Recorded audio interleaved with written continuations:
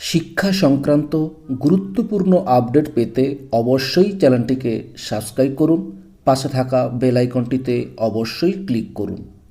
কনফারেন্সে সংগ্রামী যৌথ মঞ্চ এবং সরকারি কর্মচারী পরিষদের পক্ষ থেকে আমরা স্বাগত জানাচ্ছি। এখানে সাথে আপনারা জানেন যে দীর্ঘ আইনি লড়াইয়ের পরে এই রাজ্যের কর্মচারী, পেনশনার এবং শিক্ষক শিক্ষিকাদের যে বকেয়া মহার্ঘ ভাতা 1 এপ্রিল 2008 থেকে 31 ডিসেম্বর 2019 এই সময়কালের মধ্যে পঞ্চম বেতন কমিশনের যে বকেয়া মহার্ঘ ভাতা ছিল, সেই নিয়ে বিভিন্ন কোর্টে লড়াইয়ের পরে মহামান্য সর্বোচ্চ আদালত অর্থাৎ সুপ্রিম কোর্ট রায় দেয় যে মোট যে বকেয়া তার 25% এক্ষুনি মিটিয়ে দিতে হবে এবং বাকি 75% সেটা কতগুলো ইনস্টলমেন্টে কখন কখন দেওয়া হবে তার জন্য একটা 4 সদস্যের কমিটি সুপ্রিম কোর্ট ফর্ম করেছেন। তারা বিচার করবেন এবং তারপরে 6 মার্চের মধ্যে তারা রিপোর্ট দেবেন। 31 মার্চের মধ্যে তার ফার্স্ট ইনস্টলমেন্ট দিতে হবে। এই প্রেক্ষিতে আমরা জানি যে প্রায় 10 লক্ষাধিক কর্মচারী, শিক্ষক এবং পেনশনার আছেন, তাদের প্রত্যেকের হিসেব কষতে গেলে যে পরিমাণ সরকারি তৎপরতার প্রয়োজন, তার অর্থের সংস্থান করার জন্য যে বাজেটে অ্যালোকেশন রাখার প্রয়োজন, দুর্ভাগ্যের বিষয় যে আজকে প্রায় 14 দিন অতিক্রান্ত হয়ে যাওয়ার পরেও সরকারি তরফে আমরা সেরকম কোনো সদিচ্ছা এবং পদক্ষেপ দেখতে পাইনি। তারই প্রতিবাদে আমরা কর্মচারীরা নিজেদের সমস্ত রকম দলীয় ঐক্যের দলীয় পরিচয় ভেঙে শুধুমাত্র বঞ্চিত কর্মচারী এই পরিচয়ে ঐক্যবদ্ধ হয়েছি এবং বাধ্য হচ্ছি, অর্থাৎ সরকার বাধ্য করছেন আমাদেরকে পথে নামতে। এই পথে নামা শুধু নয়, আমরা প্রথমেই বলে রাখি যে সরকারটাকে অচল করার দিকেই কিন্তু কর্মচারীরা যাচ্ছেন। শুধু একটাই কথা বলার, যে কোনো একটা কারখানাতে যদি 100 জন কর্মচারী থাকেন, তার মধ্যে যদি 40 জন স্থায়ী কর্মী হন এবং 60 জন যদি অস্থায়ী কর্মচারী হন, কোম্পানি যদি সেই 40 জন স্থায়ী কর্মচারীকে অর্ধেক বেতনে কাজ করায়, তার সাথে পাল্লা দিয়ে কিন্তু অস্থায়ী কর্মচারীদের বেতনটাও কিন্তু অর্ধেক হয়ে যায় বা তার থেকে আরো কমে যায়। এরই প্রতিফলন আমরা পশ্চিমবঙ্গের বিভিন্ন ডিপার্টমেন্টে শুধু নয়, সর্বক্ষেত্রে দেখতে পাচ্ছি। অর্থাৎ ডিএর এই যে লড়াই, সেই লড়াইটা শুধুমাত্র কর্মচারী পেনশনারদের লড়াই নয়, বরং আপামর পশ্চিমবঙ্গবাসীর লড়াই। এখানে এটাকে মাথায় রেখে আমরা আগামী 26 তারিখ সমস্ত কর্মচারীদের পক্ষ থেকে ধর্মতলায় জমায়েত হয়ে এক মহা মিছিলের ডাক দিচ্ছি এবং সেই মিছিল কালীঘাটের দিকে যাবে। ধর্মতলা থেকে আমরা ডাক দিচ্ছি যে কালীঘাট চলো। অনেকে হয়তো বলতে পারেন যে কালীঘাটের দিকে যাওয়া কেন? আমরা মনে করছি যে সুপ্রিম কোর্ট রায় দিয়ে দেওয়ার পরেও মাননীয় মুখ্যমন্ত্রীর যে বক্তব্য এসেছে যে এখনো পর্যন্ত নাকি এটা আদালতের বিচারাধীন বিষয়, সেটা সাংবিধানিক পদে বসে থাকা কোনো মুখ্যমন্ত্রীর কথা হতে পারে না, সেটা কোনো দলীয় কোনো পদাধিকারীর তার কথা হতে পারে। তা আমরা মনে করছি যে দলীয় পদাধিকারী যেহেতু কালীঘাটে থাকেন, তাই কালীঘাটের দিকে যাওয়াটাই সমীচীন। কারণ তাকে জানানোর প্রয়োজন যে আদালত কিন্তু তার চূড়ান্ত রায় ঘোষণা করেছে, সেখানে আর কোনো কিছু বিষয় বাকি নেই, তাকে মেটাতে বলেছে, এইটাকে কমপ্লাই করতে হবে। এবং আমরা এই 26 তারিখের মধ্যে দিয়ে সরকারকে এটা জানিয়ে দিতে চাই যে সরকারটা তুমি চালাতে পারবে না। যদি প্রয়োজন পড়ে, এই যে যুবসাথী সহ বিভিন্ন প্রকল্প চলছে, এই প্রকল্পগুলো কিন্তু ব্যাহত করার দিকে আমরা যাব। কারণ আমরা যদি আমাদের অধিকার ফিরে না পাই, তাহলে এই সরকারের যে পরিষেবা, সেই পরিষেবাগুলোকে ব্যাহত করার জায়গাতেও কিন্তু সরকার আমাদেরকে যেতে বাধ্য করবে। আগামী 26 তারিখ 12:30টার সময় মেট্রো চ্যানেলের কাছে আমাদের জমায়েত হবে এবং সেখান থেকে মিছিল যাবে কালীঘাটের দিকে। বাকিটা বিশ্বজিৎ দা বলবেন, যৌথ মঞ্চের কনভেনার। সেটা সেই দিনে ঠিক হবে পরিস্থিতি দেখে। আমরা তো কালীঘাট চলোর ডাক দিয়েছি। নমস্কার। সংগ্রামী যৌথ মঞ্চের অন্যতম আহ্বায়ক ভাস্কর ঘোষ তিনি বলেছেন যে আমরা রাজ্যের কর্মচারীরা, শিক্ষক মহাশয়গণ, শিক্ষাকর্মী বন্ধুরা, সমস্ত অংশের এই যে রাজ্য কোষাগার থেকে যাদের বেতন হয়, তারা একত্রিত হয়ে আগামী ২৬ তারিখ ২৬শে ফেব্রুয়ারি আমরা কালীঘাট চলোর আহ্বান রাখতে বাধ্য হয়েছি। কারণ আপনারা দেখেছেন যে গত ৫ তারিখ মহামান্য সুপ্রিম কোর্ট সুনির্দিষ্ট নির্দেশ দিয়েছেন রাজ্য সরকারকে যে ২৫% ইমিডিয়েট পেমেন্টের জন্য। ইমিডিয়েট মানে অনন্তকাল চলতে পারে না।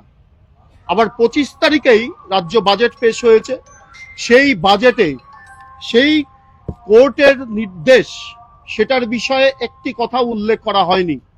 রাজ্য সরকারি কর্মচারীদের এই যে এরিয়ার এর বাইরেও এই ষষ্ঠ বেতন কমিশনের হিসেব অনুযায়ী এই মুহূর্তে ৪০% মহার্ঘ ভাতা বকেয়া।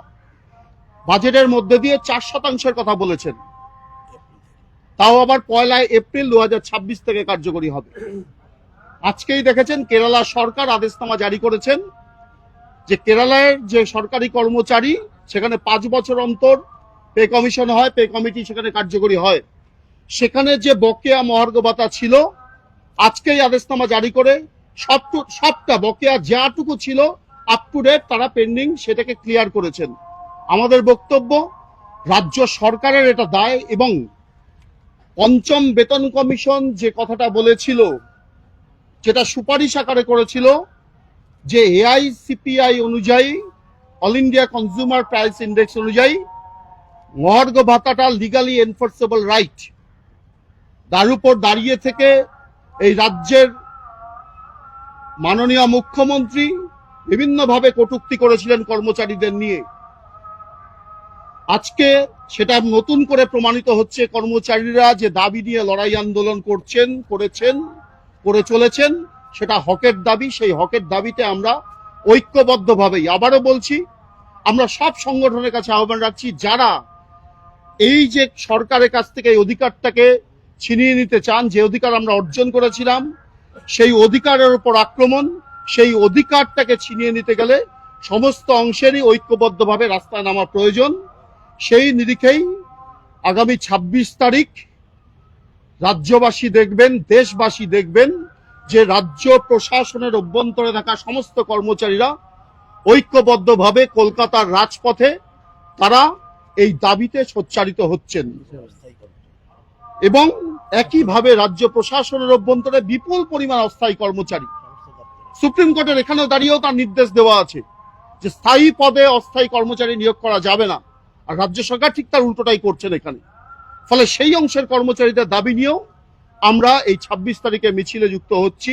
শুধু দক্ষিণবঙ্গের জেলাগুলো কলকাতায় টোকেন আকারে এখানে উপস্থিত হবেন, আর উত্তরবঙ্গে পৃথকভাবে উত্তরবঙ্গের জেলাগুলোতেও ছুটির পর এই মিছিল সংগঠিত হবে। তারাও এই প্রশাসনকে ২৬ তারিখের এই আন্দোলনের বার্তার মধ্যে দিয়ে দেবেন। এর মধ্যে দিয়েও যদি রাজ্য সরকারের সম্বিত না ফেরে, তাহলে আগামী দিনে আমরা বৃহত্তর ঐক্যবদ্ধভাবেই রাজ্য প্রশাসনকে স্তব্ধ করতে বাধ্য থাকব। এই কর্মসূচি নিয়েই আজকে আমরা এখানে আপনাদের সামনে উপস্থিত হয়েছি। আপনাদের মাধ্যমে আমরা সমস্ত অংশের কর্মচারীর কাছে আহ্বান রাখতে চাই, যে সংগঠনে যেখানেই অবস্থান করুক না কেন, যারা মনে করেন যে লড়াই করে এই অধিকারটাকে আমার অর্জন রাখতে হবে, আমার ভবিষ্যৎ প্রজন্মের জন্য এই অধিকার সুরক্ষিত রাখতে হবে, তাহলে তাদের কাছে আবেদন, তারা রাস্তায় আসুন ২৬ তারিখ। ধন্যবাদ। দেবাশিস শীল, কর্মচারী পরিষদের পক্ষ থেকে সভাপতি, তিনি বলবেন। নমস্কার। আমার আগে সংগ্রামী যৌথ মঞ্চের অন্যতম আহ্বায়ক ভাস্কর ঘোষ এবং যৌথ মঞ্চের বিশ্বজিৎ গুপ্ত চৌধুরী ওরা বিশদভাবেই বললেন। আমি কয়েকটা কথা সংক্ষিপ্ত বলেই আমি আর এটাকে রিপিট করতে চাই না। মুখ্যমন্ত্রী সাবজুডিস বলেছেন, তো মুখ্যমন্ত্রী স্যার এসআইআর এর মামলায় yes sir, no sir, please sir, sir please এত কথা বলেছেন। তো 5ই ফেব্রুয়ারি, গত 5ই ফেব্রুয়ারি সুপ্রিম কোর্ট যে রায় দিয়ে মুখ্যমন্ত্রীকে বলে দিয়েছে থামুন প্লিজ, আপনি আর কথা বলতে হবে না, এবং সুপ্রিম কোর্ট একে লেজে বেঁধে দিয়েছে, আষ্টে পৃষ্ঠে বেঁধে দিয়েছে, ডিটেলসটা বলেছে ভাস্কর। তো আমরা জানি যে সরকার আরও টালবাহানা করবে, আইনি লড়াইতে আরও কিছুটা সময় নেওয়ার চেষ্টা করবে, নানা রকম ফন্দি ফিকিরে যাওয়ার চেষ্টা করবে, কিন্তু শেষ পর্যন্ত লাভ হবে না। কিন্তু তা সত্ত্বেও তাহলে আমরা রাস্তায় কেন নামছি সেটা পরিষ্কার বলে দিল যে হ্যাঁ, আমরা মূল মামলাকারী সংগঠন সরকারি কর্মচারী পরিষদ, আরো দুটো ছিল, এবং সুপ্রিম কোর্টে সংগ্রামী যৌথ মঞ্চও আমাদের সঙ্গে যুক্ত হয়েছেন। এবং সেই স্যাট 2016 সাল থেকে আজ 10 বছর লড়াই করে আসছি। প্রতিটি মুহূর্তে যেন মনে হচ্ছে যে এই সরকার নানান রকম টালবানা করে, সময় নষ্ট করে আমরা বোধহয় হতাশায় চলে যাব, কিন্তু প্রত্যেকবার আমরা সেই হার্ডেলগুলোকে অতিক্রম করে এসেছি। উনি বলছেন যে ডিএ মামলা কোনোদিন শেষ হবে না, ডিএ মামলা শেষ হবে, সরকার হয়তো আর কিছু টালবাহানা করবে। তা সত্ত্বেও আমরা কেন রাস্তায় নামছি ওটা ওরা পরিষ্কার বলেছে যে একটা মুখ্যমন্ত্রী, ভারতবর্ষের কোনো রাজ্যের কোনো মুখ্যমন্ত্রীকে দেখতে পারবেন না যে সরকারি কর্মচারীদের, শিক্ষকদের, শিক্ষাকর্মীদের, ডিএ প্রাপকদের ডিএ দেব না বলে সুপ্রিম কোর্ট পর্যন্ত মামলাকে টেনে নিয়ে যায়। ভারতবর্ষের কোনো মুখ্যমন্ত্রীকে দেখতে পাবেন না। বিশ্বজিৎবাবু বললেন কেরালার মুখ্যমন্ত্রী মিটিয়ে দিয়েছেন, এবং ভারতবর্ষে এই যে 58% কেন্দ্রীয় সরকারি মহার্ঘ ভাতা পাচ্ছেন, ভারতবর্ষের প্রায় সব রাজ্যেই, সেটা বিজেপি শাসিত রাজ্য বটেই, অবিজেপি শাসিত রাজ্য বটেই, সেখানে কিন্তু আজকে ডিএ নিয়ে আন্দোলন করতে হয় না, সরকারের বিরুদ্ধে আন্দোলন করতে সুপ্রিম কোর্টে আসতে যায় না। এবং অষ্টম বেতন কমিশন যেমন কেন্দ্রীয় সরকার গঠন করেছেন, আসামে বিজেপি মুখ্যমন্ত্রী ডক্টর হেমন্ত বিশ্ব শর্মা অষ্টম বেতন কমিশন গঠন করে দিয়েছেন চাপে পড়ে। যেহেতু এই যে সপ্তম বেতন কমিশন সরকার বাজেটে বলেছেন, কিংবা যা দিচ্ছেন, এটা শুধুমাত্র আইনি লড়াইতেও নয়, রাস্তায় নেমে আন্দোলন হচ্ছে বলে এইটুকুও দিচ্ছেন, নাহলে এইটুকুও উনি দিতেন না। এবং সেই কারণেই আজকে যখন সুপ্রিম কোর্ট রায় দিয়ে দিল, সেই রায়ের পর বাজেট অ্যালোকেশন নেই, কিংবা আমি একটা কমিটি করে দিয়েছি, তারা ফোরম্যান কমিটির সঙ্গে কথা বলবে, এগুলো টিকবে না। এবং এটা যাতে না টেকে, রায়ের কথা বলে দিয়েছে, এবং এই রায়ের টাকা সরকার কোথা থেকে সংগ্রহ করবে সে দায়িত্ব আমাদের নয়, সরকারের কাছে যাব, প্রচুর টাকা আছে।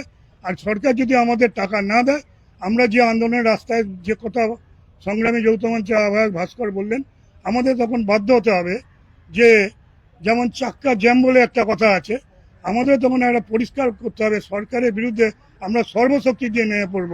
আমাদের টাকা সাইফন হয়ে চলে যাবে, তার নির্বাচনী বৈতরণী পাওয়ার জন্য বিভিন্ন প্রকল্পের টাকা বাড়িয়ে, আর আমরা এইগুলো কন্যাশ্রী আমরা করব, যুবশ্রী প্রকল্প আমরা করব, স্বাস্থ্যসাথী, সবুজ সাথী, যুব সাথী করব, আর আমাদের অবস্থা বৃষ্টি থাকবে, এটা আমরা মেনে নিতে পারবো না।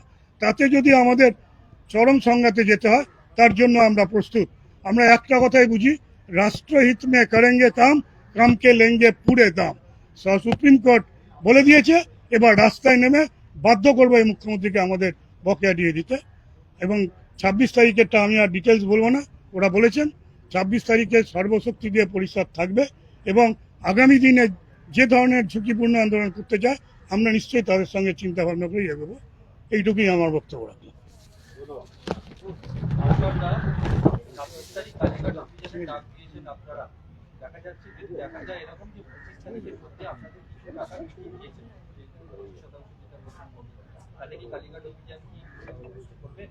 না, সেটা তো আগে মিটিয়ে দিক, তারপর আমরা ভাবনা চিন্তা করব। কারণ আমরা আগে থেকে কমিট করতে পারি না, কারণ আন্দোলন হয় বাস্তবতার উপর ভিত্তি করে। আর আপনি যেটা বলছেন সেটা একটা কাল্পনিক বিষয়, তার উপর ভিত্তি করে হচ্ছে। 25 তারিখে যদি মিটিয়ে দেয়, 25 তারিখ যে মুহূর্তে মেটাবে আমরা আলোচনা করব, আমরা মানে সিদ্ধান্ত প্রত্যাহার করতে পারি, তখন পরিস্থিতি দেখে বিচার হবে।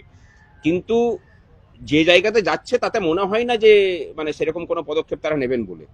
আর সুপ্রিম কোর্টের যে 4 সদস্যের কমিটি, তারাও কিন্তু লিখিত পত্র পাঠিয়েছেন, আপনাদের কাছে খবর আছে কিনা জানি না, নোটিশ পাঠিয়েছে যে আমরা বসতে চাই আপনাদের সাথে। আমরা দেখতে চাই যে কত তাড়াতাড়ি সেই কমিটিকে রাজ্য মানে প্রশাসন তাদের সাথে বসান, সেখানেই তার সদিচ্ছা প্রকাশ পাবে। যদি সেটা না করেন তাহলে বুঝতে হবে যে তার কোনো সদিচ্ছা নেই। কালীঘাট অভিযান নিয়ে পুলিশের তরফ থেকে কিছু বার্তা এসেছে আপনাদের সেদিনকার এই অভিযান নিয়ে?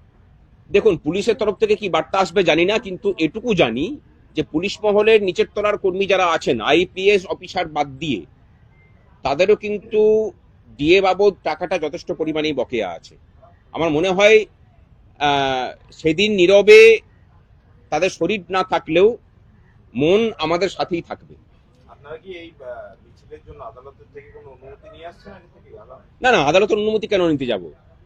যেখানে সুপ্রিম কোর্টের রায়কে ইমপ্লিমেন্ট করানোর জন্য আমরা ভাবনা মানে পথে নামছি, অর্থাৎ একটা স্বাধীন দেশে সর্বোচ্চ আদালত সুপ্রিম কোর্ট তাকে মান্যতা দেওয়ার জন্য এই রাজ্যের কর্মচারীরা পথে নামছেন।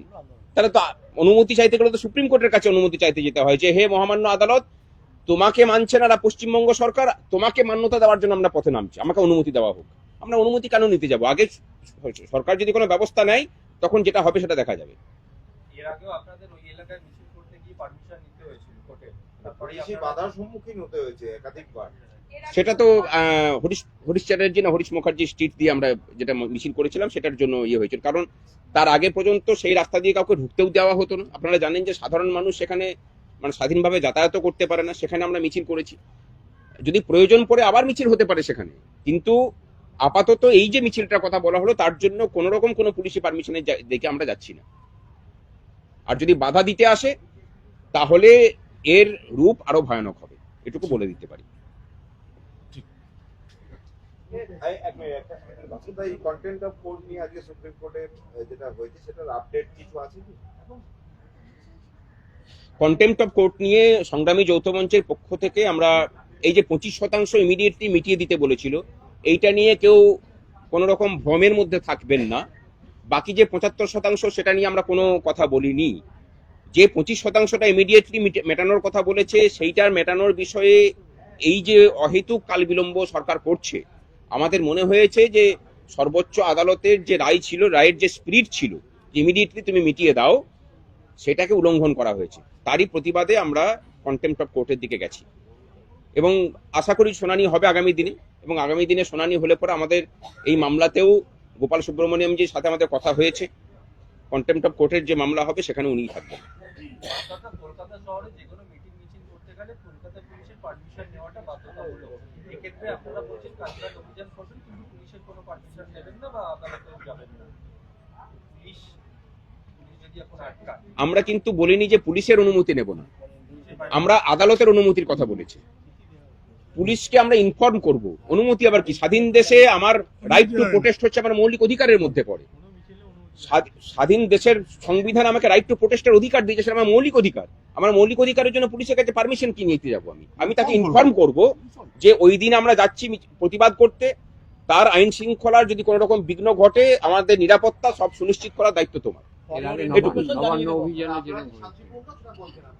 একদম আমরা মানে হিংসাত্মক কোনো কিছু করতে চাই না। এখন যদি সেই দিকে ঠেলে নিয়ে যায় তাহলে তখন তো দেখা যাবে, কারণ মানে যার যখন দেওয়ালে পিঠ থেকে যায়, কর্মচারীদের দেওয়ালে পিঠ থেকে গেছে, একজন দেওয়ালে পিঠ থেকে যাওয়া মানুষ কি ধরনের প্রতিক্রিয়া দেবে সেটা আগে থেকে কোনো কিছু বলা যায় না।